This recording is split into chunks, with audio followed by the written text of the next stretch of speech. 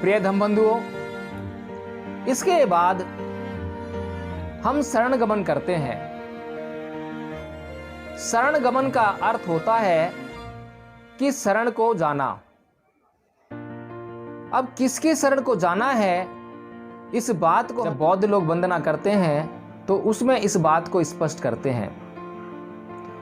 हम सबसे पहले कहते हैं कि बुद्धं शरणं गच्छामि, तो मैं बुद्ध की शरण में जाता हूं। और बुद्ध क्या है उसका अर्थ मैंने नमन में आपको बता दिया है। तो मैं बुद्ध की शरण में जाता हूं। और यह शरण गमन क्यों आवश्यक है, इसका भी बड़ा महत्व है। क्योंकि प्रिय धम बंधुओं, बिना किसी की शरण जाए हम उसके पास जो उपलब्ध है और जिसकी हमें बहुत आवश्यकता है, हम उसे कभी भी प्राप्त नहीं कर सकते। और जिस बात को हम प्राप्त करने की बात कह रहे हैं वह कोई वस्तु नहीं है, वह कोई भौतिक पदार्थ नहीं है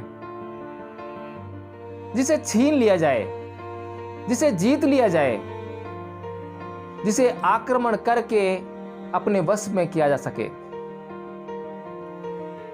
वह तो ज्ञान है जो दिखाई नहीं देता लेकिन जीवन भर काम आता है।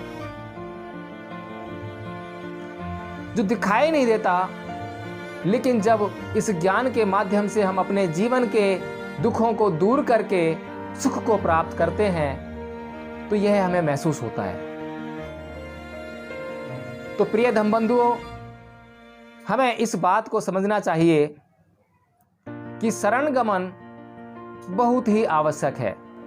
हमें यदि किसी से ज्ञान प्राप्त करना है तो वह सिर्फ और सिर्फ उसकी शरण में जाकर ही प्राप्त हो सकता है। प्रिय धम बंधुओं, शरण गमन को समझने के लिए हमें यह समझना अति आवश्यक है कि हमारे जीवन में समर्पण का क्या महत्व है। क्या कोई व्यक्ति बिना समर्पित हुए जिस लक्ष्य को वह प्राप्त करना चाहता है, जिस उद्देश्य की पूर्ति के लिए वह अपने जीवन में कार्यरत है, क्या बिना समर्पण के उस उद्देश्य को पाना या उस लक्ष्य को प्राप्त करना संभव है? क्या बिना समर्पित हुए सचिन तेंदुलकर बनना संभव है या बिना समर्पित हुए अर्जुन बन सका? प्रिय धम बंधुओं, जैसा कि हम जानते हैं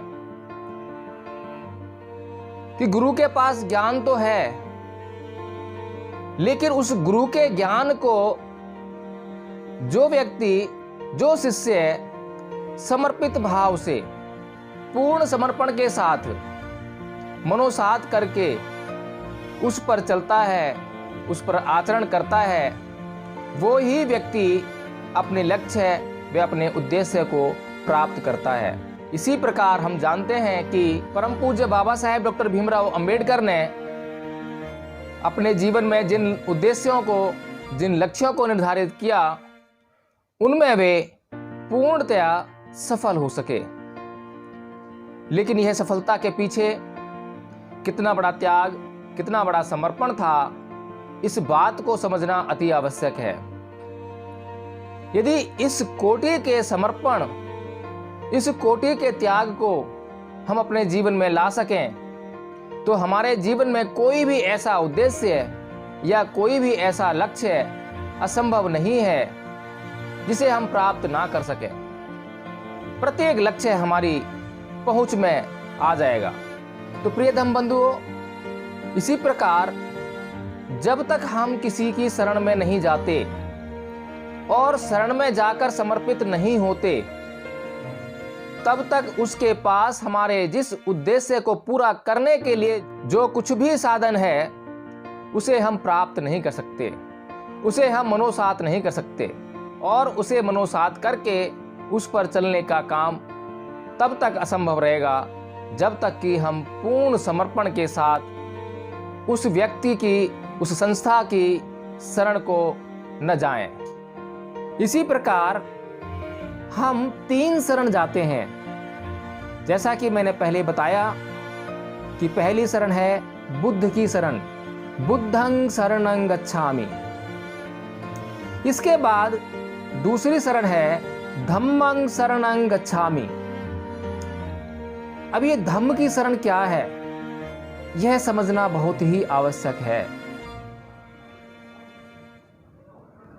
धम्म एक मार्ग है। धम्म एक मार्ग है उस मंजिल तक पहुंचाने के लिए जिस मंजिल को मनुष्य के लिए आवश्यक बताया गया है। जिस मंजिल को पाना एक मनुष्य के लिए परम आवश्यक है। यदि कोई मनुष्य यह चाहे कि उसे हर प्रकार से दुखों से मुक्त होना है, इस जीवन और मरण के चक्र से उसे मुक्त होना है, तो उसके लिए निब्बान की मंजिल को पाना परम आवश्यक है। और निब्बान तक कैसे पहुंचा जाए या निब्बान क्या है, इस बात की समीक्षा और इस बात का अर्थ और इसकी परिभाषा बुद्ध के सिवाय संसार में अन्यत्र अन्य कोई व्यक्ति नहीं बताता। जैसा कि हमने थोड़ा या अधिक अपने अनुभवों के द्वारा अन्य सभी धर्मों का अध्ययन अवश्य ही किया है, और उस थोड़े या अधिक अध्ययन से हम यह जान पाते हैं कि निब्बान शब्द का कहीं भी प्रयोग नहीं है। किसी भी धर्म में निब्बान शब्द का प्रयोग नहीं किया गया है, या निब्बान शब्द का जो अर्थ है उसकी बात किसी भी धर्म में नहीं की गई है।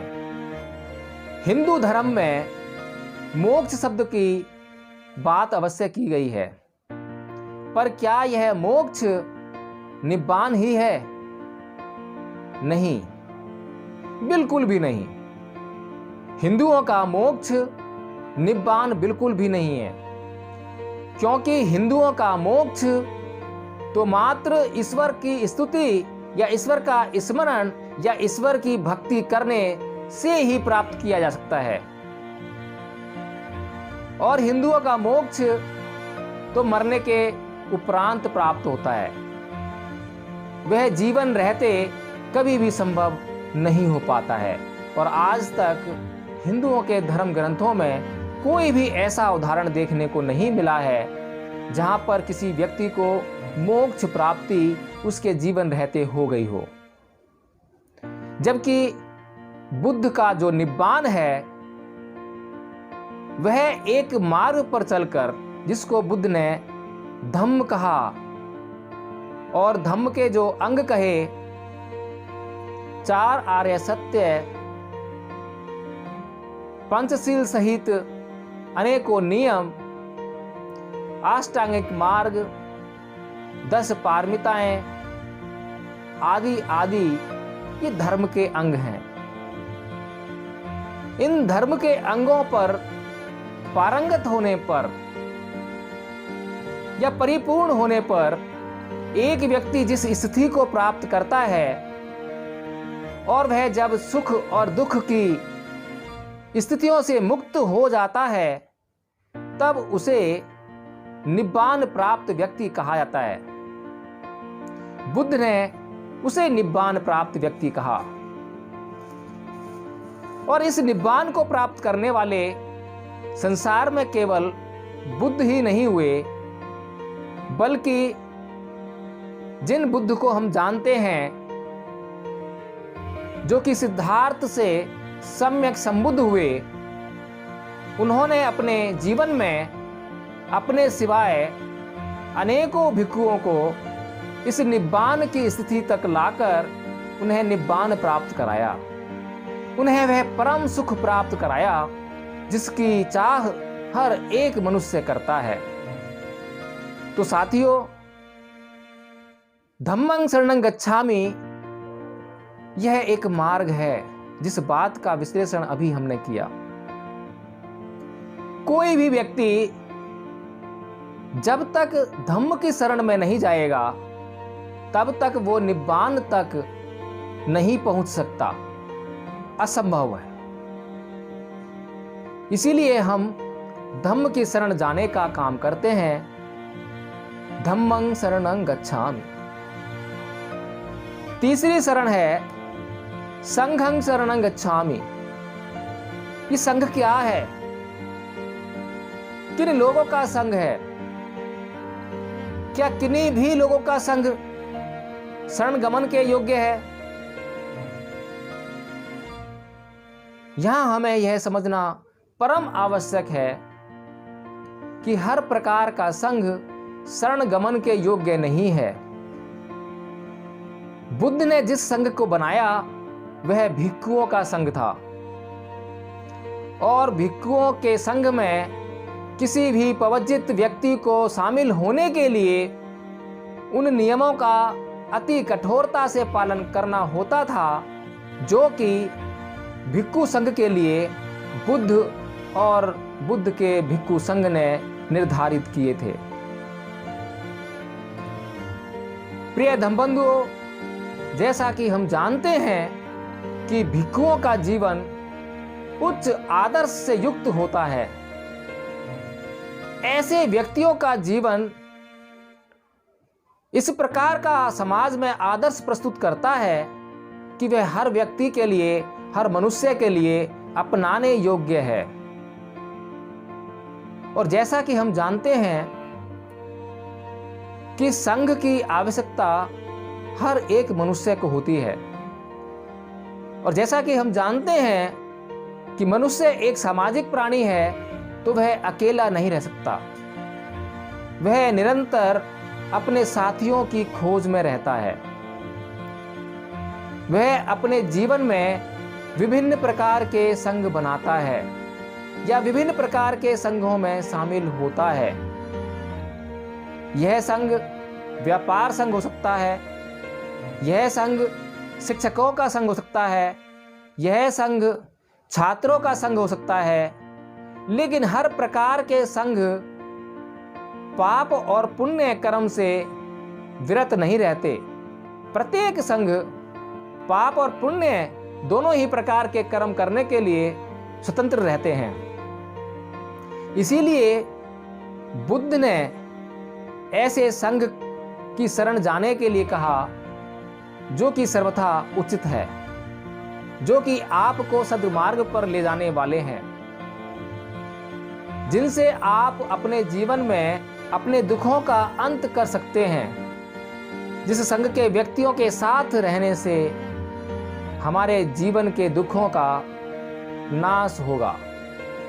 ऐसे संघ में जाने के लिए हम शरण गमन करते हैं, यानी कि हम ऐसे संघ में जाना चाहते हैं और ऐसे संघ में हमें जाना चाहिए, जैसा कि बुद्ध का भिक्षु संघ था।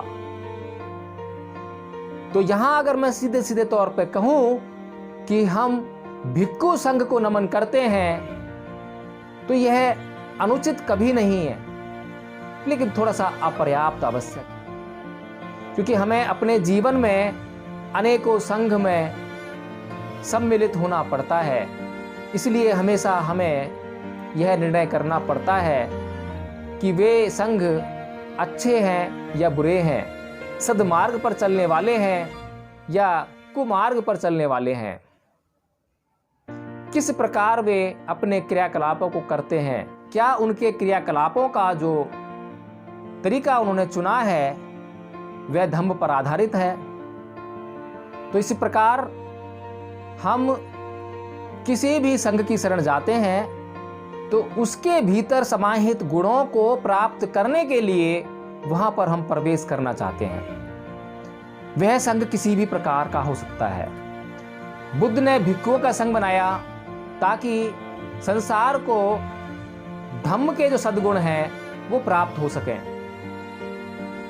मनुष्यों ने व्यापार संघ, छात्र संघ, अध्यापक संघ और नाना प्रकार के संघ बनाए ताकि उनके माध्यम से मनुष्यों को जो वांछित लाभ है वो प्राप्त हो सके। इसीलिए हमें किसी भी संघ की शरण में जाने से पहले उसके उचित और अनुचित होने पर निर्णय अवश्य ले लेना चाहिए। तो प्रिय धम्म बंधुओं, इस प्रकार हम 3 शरण जाकर अपने जीवन में पूर्णता प्राप्त करने का प्रयास करते हैं। यदि एक व्यक्ति को निब्बान प्राप्त करना है, केवल निब्बान, सांसारिक जीवन से वह छूटा हुआ है, घर से वो पवर्जित है, भिक्षु संघ में सम्मिलित है, तो उसके लिए केवल और केवल बुद्ध की शरण, धम्म की शरण और बुद्ध के बनाए हुए भिक्षु संघ की शरण ही जाना उचित है। यही 3 शरण हैं जिनको जाना हमेशा लाभकारी और सुखकारी रहता है। मेरा अपना चैनल, आपका चैनल, समाज का चैनल, देश का चैनल NB News 24/7 को आप लाइक करें, सब्सक्राइब करें और ज्यादा से ज्यादा इसकी वीडियो को शेयर करें ताकि हर खबर को मैं आप तक आसानी से पहुंचा सकूं। जय भीम।